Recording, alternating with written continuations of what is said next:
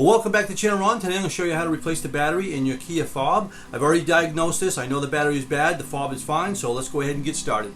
Okay, so the first thing you're going to need to do is you're going to need to pry off the cover. And if you look, you will see that that cover will only come off in one direction, right there. So you just go take a small flathead screwdriver, and you're just going to kind of pop that up like that, and that cover will come right off. Alright, once you've done that, it's going to reveal 4 Phillips screws. So you're going to need to remove those. They're very small, so put those off to the side so you don't lose them. Go ahead and remove that cover. Alright, and make sure that gasket stays on there. If it doesn't, you're going to have to put it back on.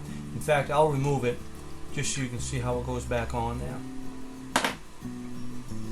So if you can see those little tabs right there, one right there, one right there, you've got to line that gasket up with those. Alright, that way it gives it a nice seal. Alright, so let's set that off to the side.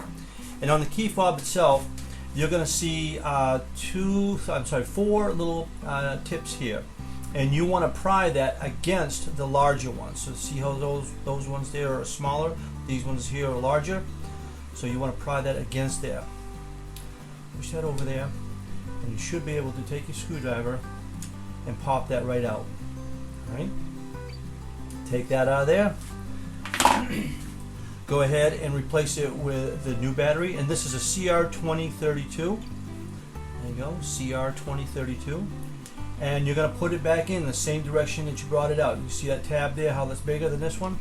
You're just going to kind of set it down in there like that, and kind of push, and it snaps right in, just like that. So then you just go ahead and you put the cover back on, just like that. Take your small screws, and just like with everything that you take apart, just get the screws started and then snug them down afterwards.